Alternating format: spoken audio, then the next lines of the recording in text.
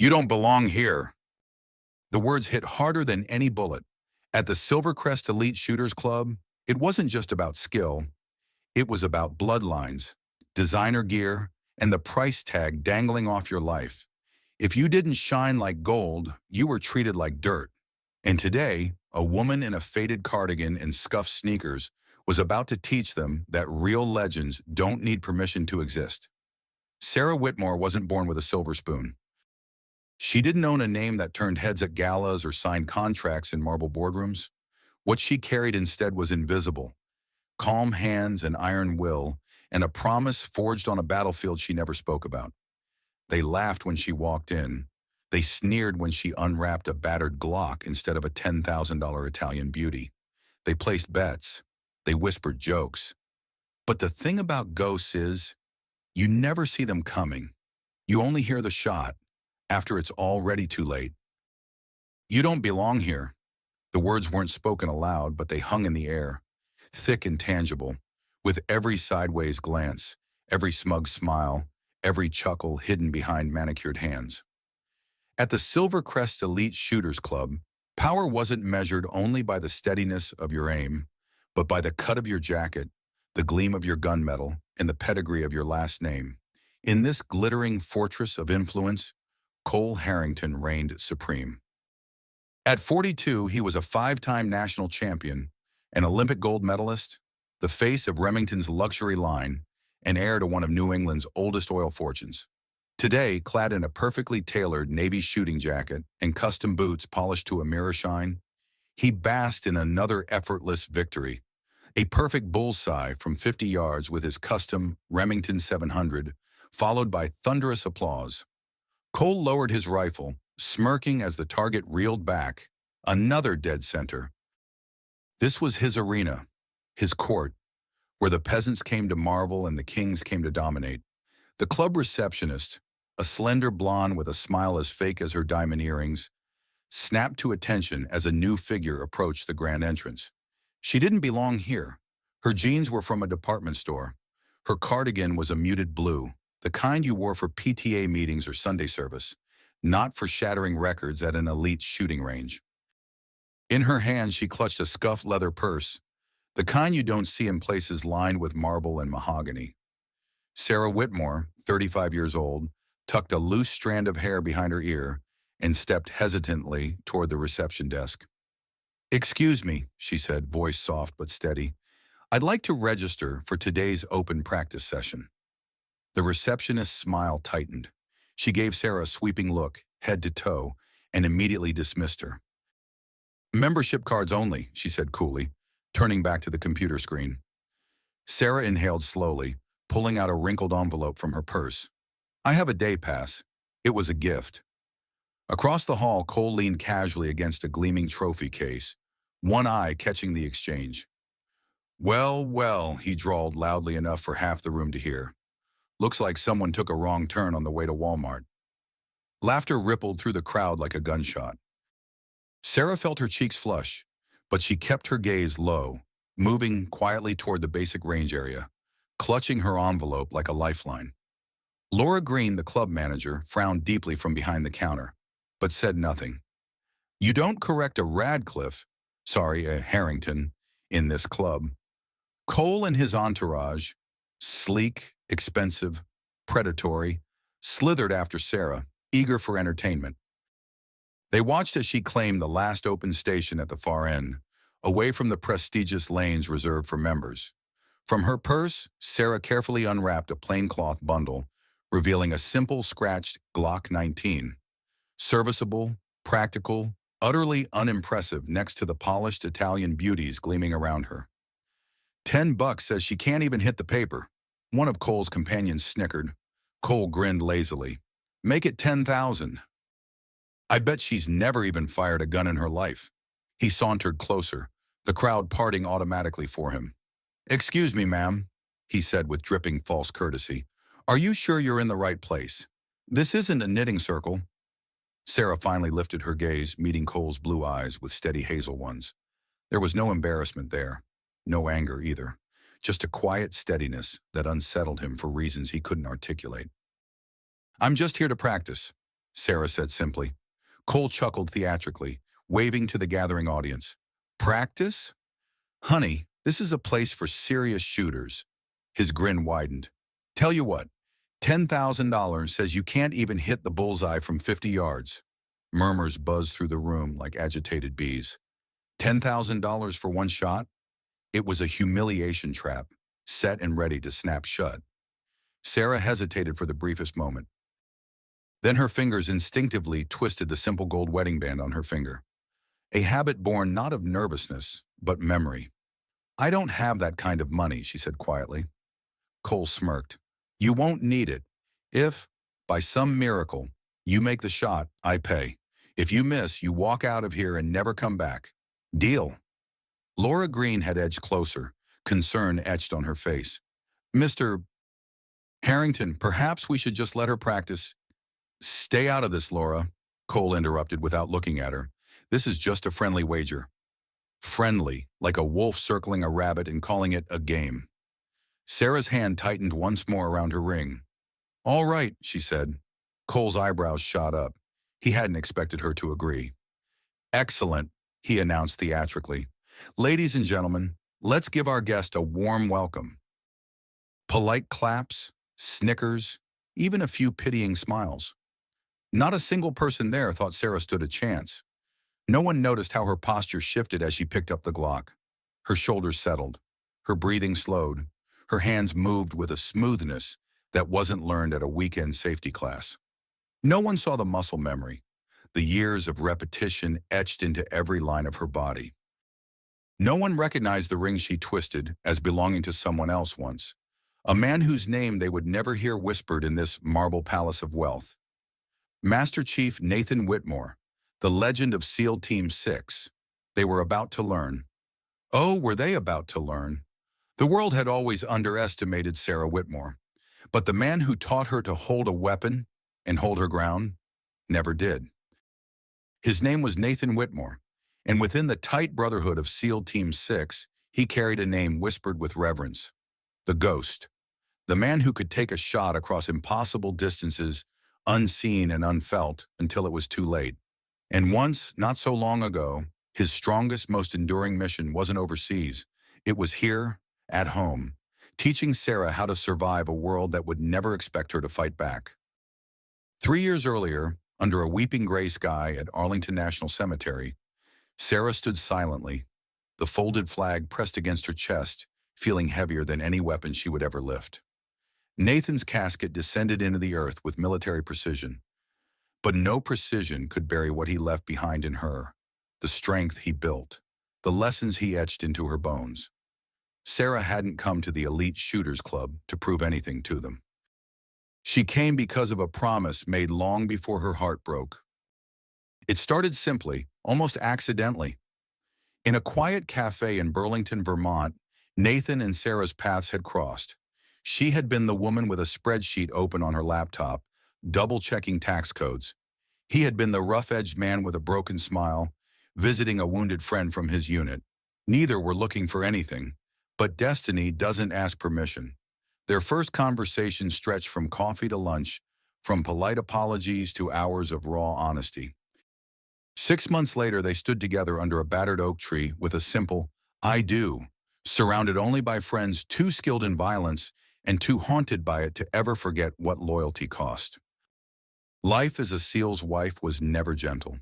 Nathan would vanish for weeks or months, secret deployments shrouded in silence and half-truths. He came home with new scars, new ghosts, and a tiredness in his soul that sleep could never cure. I wish I could tell you everything, he would murmur against her hair, voice rough with things he couldn't say. But know this, you're why I come back, every time. But Nathan wasn't just a soldier. He was a protector of countries, of teammates, and of her. It was after a mission that tore his knee and left him grounded stateside for months that Nathan first handed her a pistol. If I'm going to be away so much, he said, adjusting her grip gently, I need to know you can protect yourself when I can't. At first it was mechanical. Stance, breathing, squeeze, release. But something deeper unfurled inside Sarah as she learned. Nathan didn't just teach her how to shoot. He taught her how to control the uncontrollable, her fear, her breath, her mind. Shooting isn't about anger, Nathan would say, steadying her arms at the range. It's about absolute mastery, over yourself first and the world second. Sarah was a natural, though she never would have claimed it. Nathan's teammates noticed first. "Boss never shuts up about you," Michael Reeves, one of Nathan's oldest friends, once teased with a crooked grin. "Says you've got steadier hands than half the rookies we train." They joked, they laughed. But privately, Nathan documented every session meticulously in a leather-bound logbook. Sarah, 50 yards, 9-10 bullseyes, steadier than any civilian I've ever trained, perfect under pressure. The final time they trained together was 2 days before his last deployment. Nathan had been oddly serious, watching her rather than correcting her. When she packed up to leave, he stopped her with a hand on her wrist. "Promise me," he said, voice low and rough. "Promise me you'll keep practicing, even when I'm not there to watch." She promised. She just hadn't realized the cost would be practicing alone. For 3 long years after the funeral, Sarah couldn't bring herself to touch a firearm. Nathan's gun stayed locked away. The range felt hollow. Each shot would have been an echo she wasn't ready to hear. She moved to Boston, changed her job, built a life out of silence and safe routines. Accountant, commuter, invisible, until 1 week ago when a battered package arrived at her apartment. Inside, a crisp white day pass to the Silvercrest Elite Shooters Club, and a note scrawled in familiar, masculine handwriting. "Nathan would want you to keep your promise. 3 years is long enough to grieve alone. Come back to the living." DM David Monroe, Michael's real name, a brother in arms, keeping a brother's final wish. And so Sarah had walked into that gilded fortress of arrogance with nothing but an old Glock, a faded cardigan, and the invisible armor of her husband's lessons. They saw a woman out of place, a dandelion in a rose garden.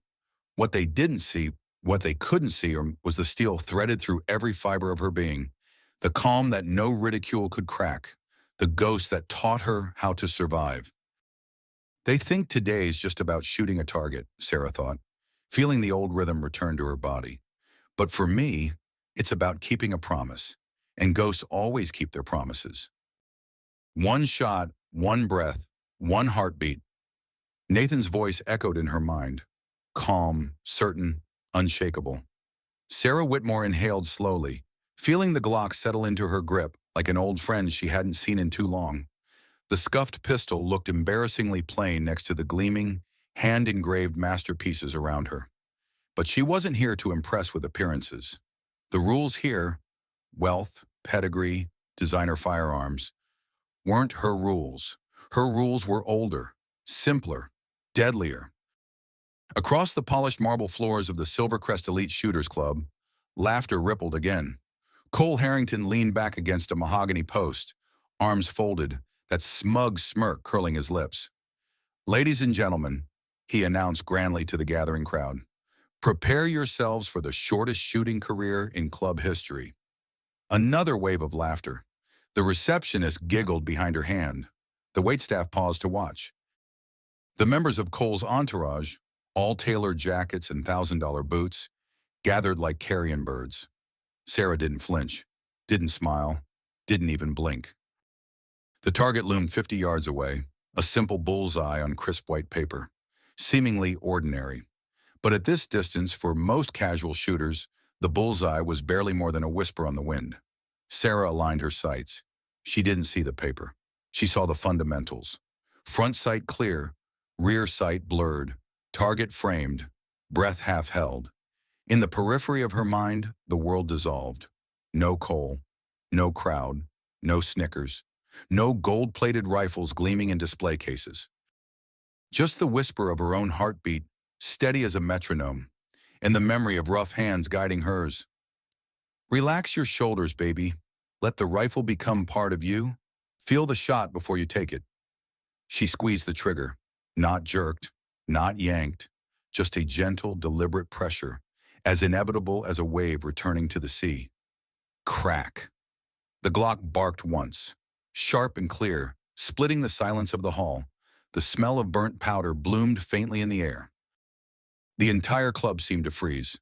The only sound was the slow mechanical whir of the target retrieval system as it began its journey back across the range. Click, click, click, each movement drawing out the tension like a taut rope. Cole's smirk faltered slightly. He shifted his weight, arms still folded, but his jaw tightening just enough to betray his first flicker of unease. Laura Green stood silently behind the counter, her hands clenched white around a clipboard, her eyes wide with a spark of something dangerously close to hope. As the target reeled in, the murmurs started. No way! Beginner's luck. Probably didn't even hit the paper. The target arrived. A single perfect hole, dead center of the bullseye. Not near the center, not brushing the ring, dead center. As clean as a surgeon's incision, as final as a sniper's whisper. The silence that fell over the Silvercrest Elite Shooters Club wasn't polite. It wasn't impressed. It was terrified. Because every man and woman in that gilded room understood one simple, chilling truth. This woman wasn't lucky. She was trained. She was dangerous. And they had no idea who they were laughing at. Cole pushed off the post, his movements suddenly stiff, his smile brittle. He stalked forward, ripped the target off the clamp, and stared at the paper as if willing it to reveal some trick, some fraud, some mistake. Beginner's luck, he muttered, loud enough for the room to hear. But no one laughed this time, not even his entourage. Sarah quietly placed her Glock down on the station counter, her breathing smooth, her hands steady. Another fluke, someone whispered nervously. Has to be, right? Laura stepped forward, professionalism struggling to suppress genuine admiration. That was an exceptional shot, Miss... She paused. Whitmore, Sarah said softly. Sarah Whitmore. Laura smiled faintly. Miss Whitmore, I think our basic range might be a little beneath your skill level. Perhaps you'd like to try our advanced facilities. Before Sarah could answer, Cole's voice sliced through the thick air like a whip. Hold on, he barked. One shot means nothing. Anybody can get lucky once. He turned back toward the gathering crowd, now tensely silent, all eyes flickering between him and the woman in faded jeans, who had just shattered his kingdom's first illusion. Cole pulled out a leather-bound checkbook, brandishing it like a sword. $50,000, he roared. 3 bullseyes, in a row, 75 yards, standard issue equipment. You miss even one. You admit you cheated, and you leave. A ripple of uneasy murmurs swept through the spectators. Someone coughed. Another shifted awkwardly. Even Senator Williams, one of Cole's longtime patrons, stepped forward and laid a cautionary hand on his arm. Cole, maybe now's not the time. Cole shrugged him off roughly. Let's see if lightning strikes twice. His gaze locked onto Sarah's. Challenging, mocking, desperate. Sarah's fingers brushed her wedding band once, not nervously, but reverently. Nathan's words whispered once more inside her mind.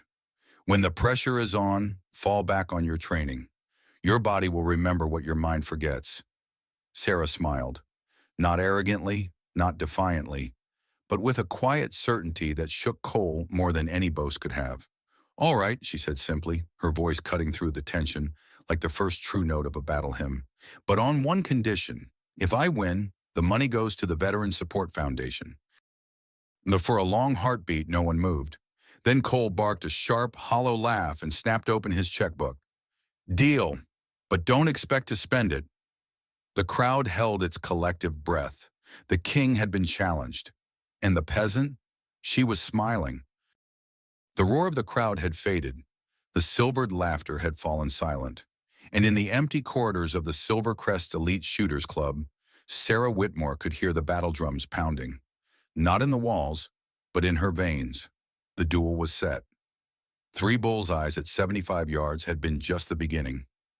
Now Cole Harrington had twisted the rules into a full-blown public spectacle. 10 stations, 10 different firearms, 10 unforgiving tests of skill. Winner takes everything. Loser walks away in disgrace. Sarah knew what Cole was doing. He wasn't just trying to win, he was trying to overwhelm her. to exploit the one advantage wealth and years of competition had given him, the breadth of experience across dozens of platforms she might never have touched. And she understood something even darker. He wasn't planning to just beat her. He was planning to humiliate her, crush her, publicly, irreversibly. Most people would have quit. Most sane people, at least. Sarah sat in her small sunlit kitchen, staring down at the cracked ceramic mug in her hands, steam from her untouched tea curling into the air. The logical part of her mind said, "Walk away. It's not worth it. You have nothing to prove to these people." But somewhere deeper, in the marrow of her bones, another voice spoke, Nathan's voice. Sometimes standing your ground isn't about winning. It's about reminding them that you will not be moved. Sarah twisted her wedding ring slowly. Then she stood and picked up her phone. The public ranges outside Boston weren't glamorous. No marble floors, no chandeliers, no champagne service between rounds. Just battered concrete stalls, pitted wood, the sharp smell of lead and oil. It was perfect. Sarah needed reality, not polish. She rented lane 27, the farthest from the others, and unpacked the battered duffel bag David Monroe had helped her put together.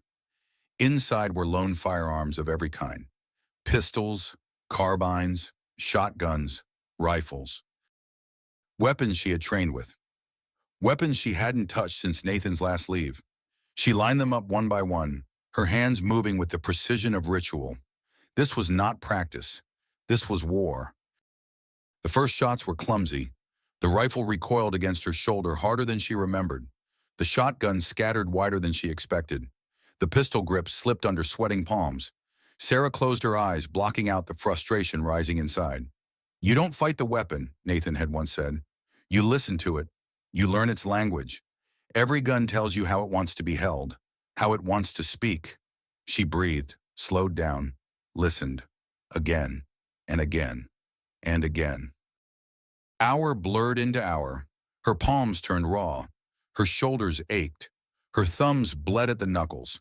She adjusted for every trigger pull, every recoil, every sight picture. Not perfect, not polished, but consistent, adaptable, unbreakable. The gruff old range officer, a Marine Corps tattoo snaking down his forearm, watched her silently between reloading magazines. Finally, as dust crawled across the parking lot, he approached. "You training for a competition, sweetheart?" Sarah didn't look up from cleaning her Glock. "Something like that," she murmured. The officer squinted at her, then nodded once. "Good. Whoever you're up against, they're about to have a real bad day." When Sarah finally stumbled back into her apartment that night, every muscle screamed. Her hair was damp with sweat. Her jacket smelled of cordite and spent brass. She dropped the duffel bag by the door, peeled off her boots, and collapsed into a chair. On the small table before her sat a plain wooden box. Nathan's box. Inside, his medals, his old service patches, his battered range notebook. Sarah opened it carefully. Her fingers brushed the pages filled with Nathan's tight, clean handwriting. Calculations, formulas, wind drift, distance compensation. Handwritten notes in the margins like whispered advice. She turned to the last page, where a single message had been scrawled years earlier. "For Sarah, trust yourself. You're stronger than you know." Outside, the city lights glittered cold and bright against the dark. Inside, Sarah closed the notebook, steeled her heart, and rose. Tomorrow she wouldn't just be facing Cole Harrington. She would be carrying Nathan's memory. She would be carrying every man and woman who had been laughed at, underestimated, written off. And she would be carrying her own rebirth. The war was coming, and this time, the underdog wasn't walking into a trap. She was walking onto a battlefield. Ready. Unshaken, unseen, until the moment her shot shattered the silence. The morning of the competition dawned crisp and cold, with the kind of blue sky that looks clean enough to shatter. The city buzzed like a hive, restless with rumors. At the Silvercrest Elite Shooters Club, the tension was a living thing, crawling across the polished floors, nesting in the velvet chairs, gnawing at every hushed conversation. Today wasn't just another shooting match. Today was a reckoning. Today, a woman they had laughed at, Sarah Whitmore, was about to step into an arena built to crush her. Or so they thought. Outside the massive oak doors of the club, sleek black cars lined the driveway. Reporters loitered at the edges, cameras poised like loaded rifles. Invitations had been quietly extended to sponsors, local officials, celebrities from the shooting world, and Cole Harrington, heir to the Harrington oil fortune, champion marksman, silver spoon prince of the range, was determined to defend his crown, no matter what it cost. He had orchestrated every detail: 10 stations, 10 different firearms, rigs and customizations favoring experience over raw skill, equipment, adjustments approved by his cronies on the board, and a final brutal station featuring the Macmillan TIAC 338, the long-range precision beast Cole practically slept with. This was supposed to be a massacre, a public undoing, an erasure. Sarah arrived alone. No entourage, no designer gear, no manufactured swagger, just simple jeans, a dark navy jacket, and that steady calm that had unnerved Cole from the beginning. Inside her small duffel bag were only the essentials: protective gear, Nathan's range notebook, a battered leather case carrying memories far heavier than steel. As she stepped inside the grand foyer, a ripple moved through the crowd. Heads turned, mouths whispered, phones snapped discreet photos. Cole spotted her immediately from across the hall. He grinned, the kind of grin wolves wear just before they bare their teeth. "Miss Whitmore," he called out, voice oozing charm sharpened into a blade. "I trust you slept well. You're going to need your rest today." Sarah smiled politely, the kind of smile that didn't reach her eyes. "I slept fine, Mr. Harrington. Thanks for your concern." Her voice was low, unshaken. Cole hated how calm she was. He had banked on fear. He found iron instead. The shooting arena had been transformed for the event. Banners fluttered from the rafters. Digital screens lined the walls, ready to display scores in real time. A velvet rope separated spectators from competitors. At the center, 10 firing stations waited like soldiers in a line. Each station had been carefully designed to expose every possible weakness: different distances, different weapons, different levels of stress. Cole strutted past the crowd, accepting murmured greetings and backslaps from the Silvercrest elite. Sarah moved quieter, more contained, but everywhere she passed, heads turned and conversations dropped to a whisper. Some with curiosity, some with disdain, some with growing hope. The club's director, an older man with steel gray hair and a voice like a gavel, stepped forward. "Ladies and gentlemen, welcome to today's event, the Silvercrest Elite Challenge." Polite applause rippled through the crowd. Today's competition will test adaptability, accuracy, and composure under pressure. Each competitor will fire at 10 stations, each with unique requirements. The highest cumulative score wins. Simple, brutal, fair. He paused, glancing briefly at Sarah, then Cole.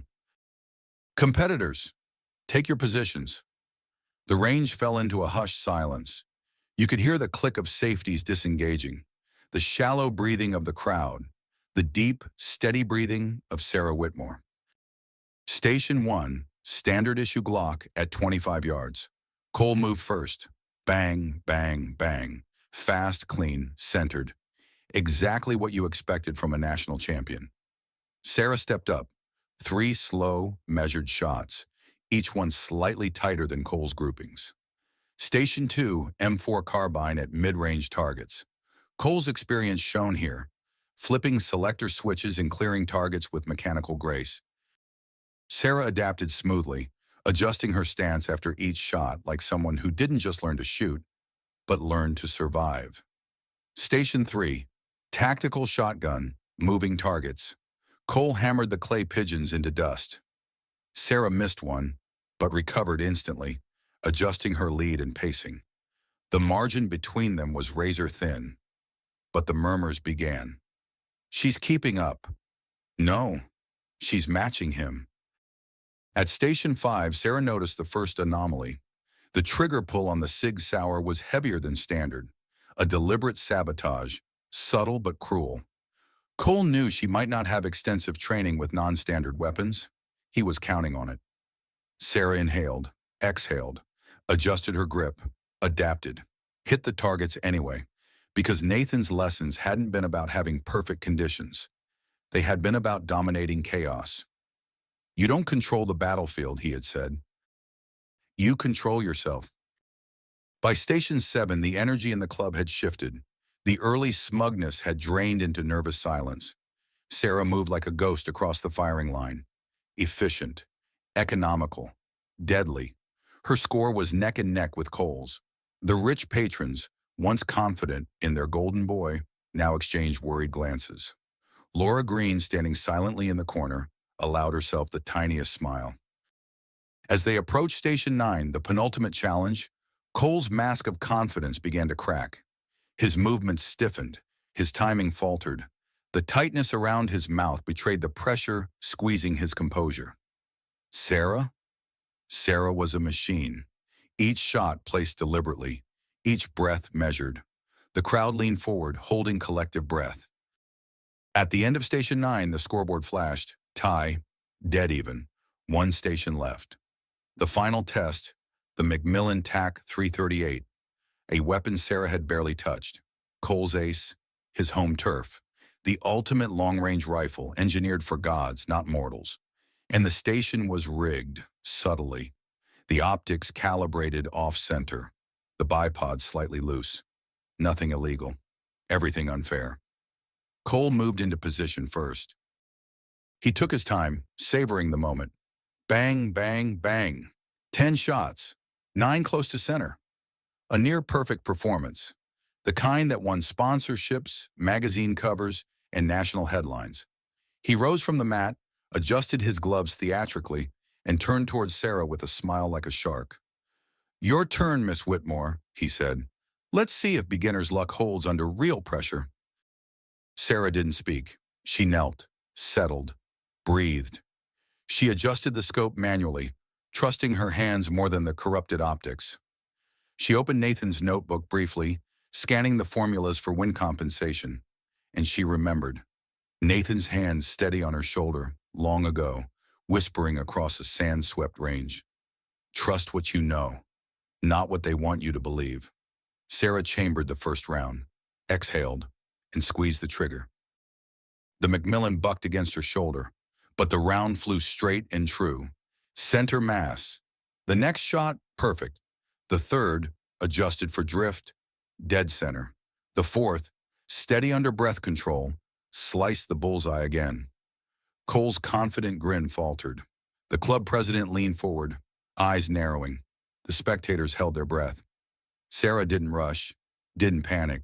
She let the rifle sing, 10 shots, 10 bullseyes. At the final shot, the silence shattered into spontaneous, thunderous applause. Sarah Whitmore, first place. The scoreboard lit up in crimson and gold. Cole Harrington, second, a defeated king, a crumbling empire. And Sarah, she didn't celebrate. She didn't gloat. She simply rose from the mat, lifted her chin, and walked off the line like the ghost she was born to be. She cheated! The words burst from Cole Harrington's mouth like a gunshot. The applause that had thundered seconds earlier faltered into an uneasy murmur. Dozens of heads turned. Conversations stuttered mid-sentence. The atmosphere thickened with sudden discomfort. Sarah Whitmore stood silent at the end of the firing line, hands resting loosely by her sides, breathing steady. She didn't flinch, didn't deny, didn't explain. She simply waited, letting the silence sharpen around Cole like the edge of a blade. "No one walks in here off the street and shoots like that," Cole barked, voice rising an octave with each word. "She's a fraud. This whole thing was a setup." Laura Green, club manager and silent witness to too many of Cole's past tantrums, stepped forward cautiously. "Mr. Harrington," she said, voice carefully neutral. "The competition was supervised by certified range officers. Every station was recorded, every shot verified." Cole rounded on her like a wounded predator. "Stay out of this, Laura. You don't understand what's at stake." Behind him, his sponsors shifted uncomfortably. A few already glanced at their phones, undoubtedly drafting emails their lawyers would soon finish. Cole had no idea how badly he was bleeding, but everyone else did. Sarah finally spoke, not loudly, not defensively, just enough for everyone to hear. "If you're accusing me of cheating, Mr. Harrington," she said, voice calm as falling snow, "I suggest we review the security footage together. And while we're at it, perhaps we should also check who had access to the equipment before the match." The words hung there, heavy, dangerous. For a brief electric moment, the entire hall seemed to stop breathing. Cole's face twisted, but he said nothing. He couldn't, because he knew. And now so did everyone else. Laura exchanged a quick glance with the club president, who gave a sharp nod. Two assistants moved toward the media station. Within minutes, the digital screens behind the firing line flickered to life. Security footage began rolling. At first, it showed harmless setup. Tables arranged, equipment tested. But then, a figure appeared. Grainy but unmistakable. One of Cole's personal assistants, slipping into the equipment room at night, touching the triggers, adjusting the sights, tilting the calibration, not to favor Sarah, to sabotage her. The crowd gasped. The club president's face darkened.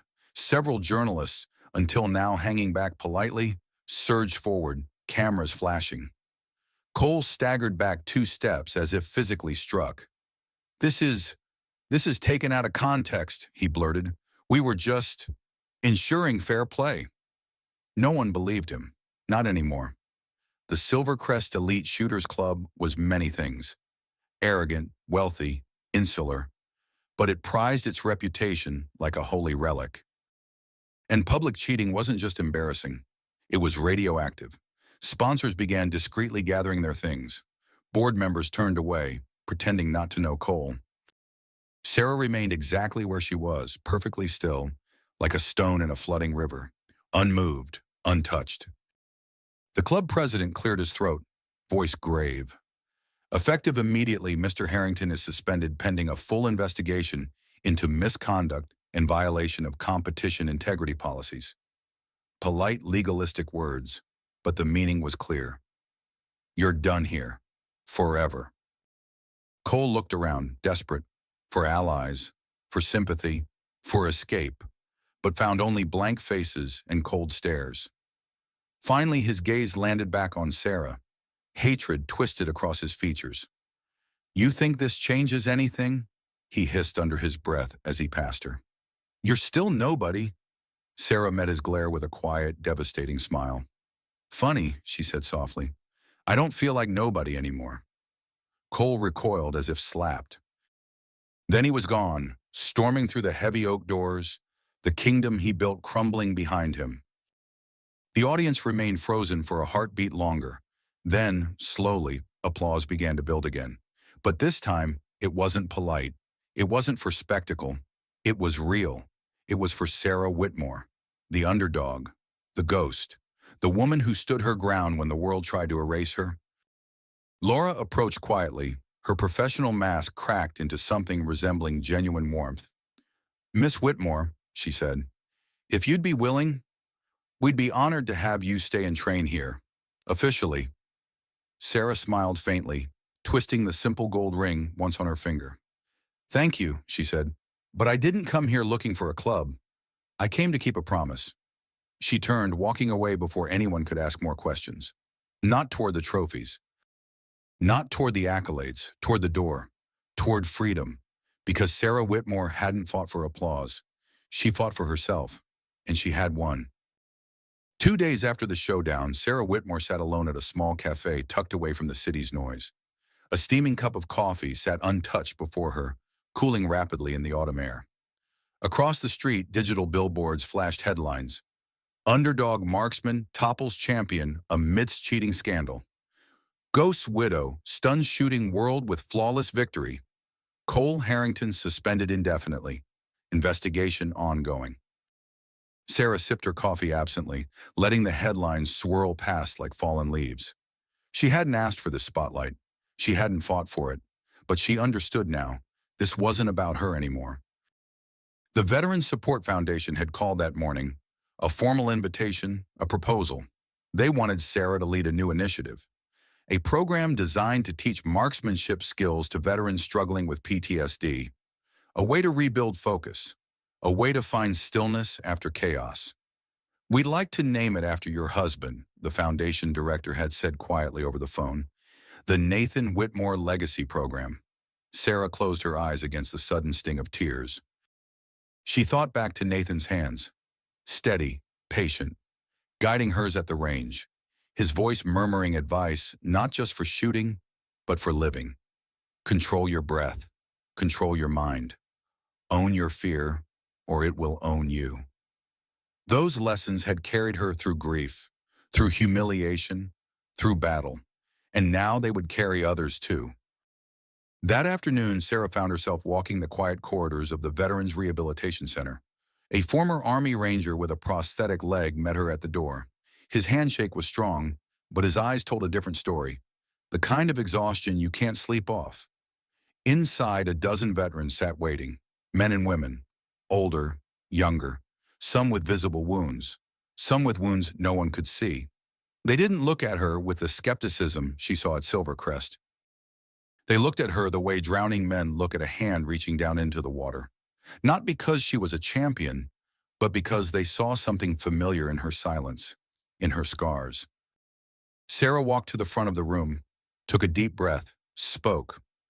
"I'm not here to teach you how to shoot for trophies," she said quietly.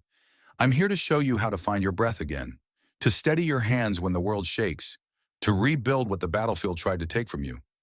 A few heads nodded, a few shoulders eased. Sarah picked up a standard-issue Glock and laid it carefully on the table. "We'll start simple. How to stand, how to breathe, how to trust yourselves again." And so it began. Weeks blurred into months. The program grew faster than anyone predicted. Sarah taught with a quiet fierceness, not pushing, but challenging, not commanding, but inviting. She wasn't just training marksmen. She was training survivors, fighters, builders of second chances. Across town, Cole Harrington's name faded into a cautionary tale whispered in country clubs and corporate boardrooms.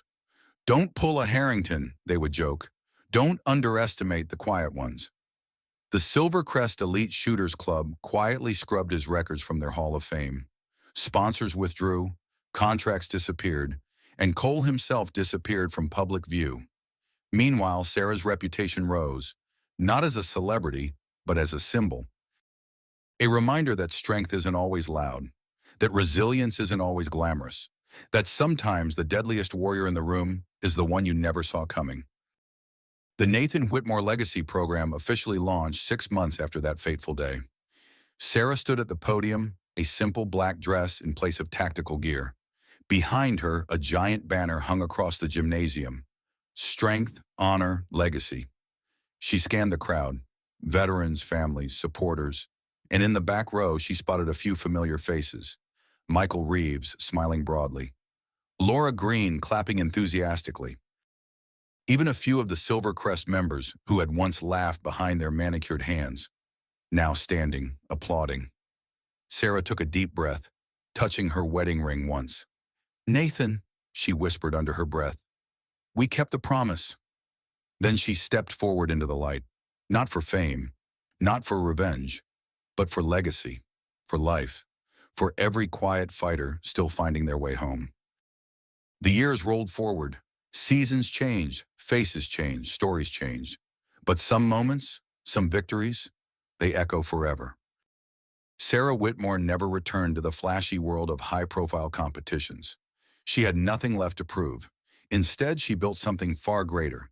The Nathan Whitmore Legacy Program expanded across the country, reaching thousands of veterans, men and women who found in shooting sports not just a skill, but a form of healing.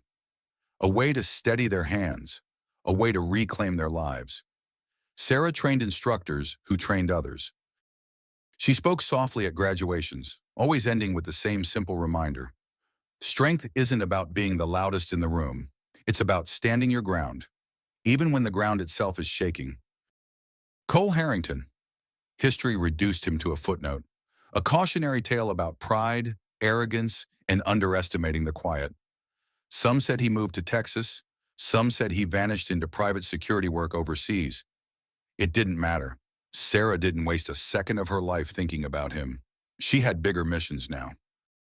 At the center of it all remained a simple wooden box, Nathan's medals, his range notebook, their wedding photograph, slightly faded now but still burning with the same defiant light.